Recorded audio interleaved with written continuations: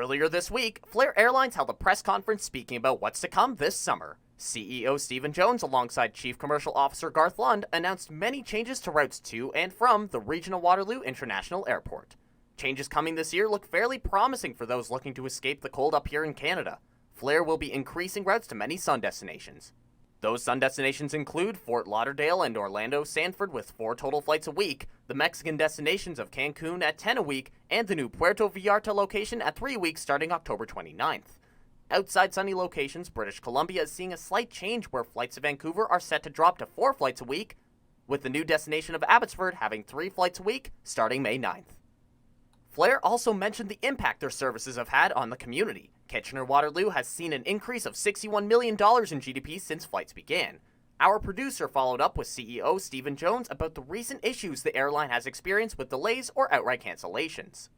No, it's something that we're focused on a lot, but I think the whole of the industry is. If you think about the issues that were faced through last summer, that was shortages of labor that across the whole value chain of the airlines and airports that were a problem.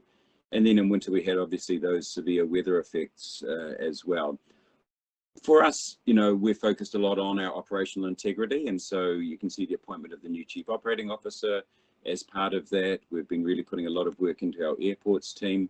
But if you think back to those weather events and the mass cancellations that went on through there, and we were one of the few airlines that actually continued to fly as much as we could. Others took a sort of more blanket approach around cancellations. We stuck to it and flew as many flights as we can. Now, as a smaller airline, we naturally have fewer recovery options on some of our routes. If we're only flying twice a week, it's obviously much harder than if we're flying 4 times a day, such as we will be on Vancouver-Toronto by the summer. So we're working on it. We work within the constraints that we have, given our size, but it is a really important metric, and that's why I put the completions metric up there for the presentation earlier. It's also been nearly 4 months since a Flair Airlines flight slid off the end of the runway at YKF. Is there any update? So the TSA investigation is still ongoing. We've concluded our own investigation, and the learnings from that we have taken through our team.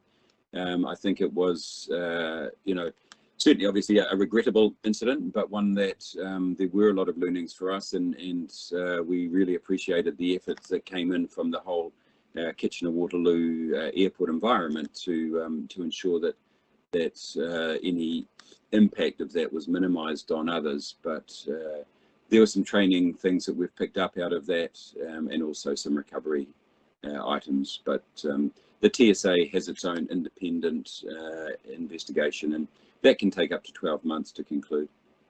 It seems we still have to wait a bit while the TSA makes its final decision into what actually happened at the airport. For your region this week, I'm Andrew Wood.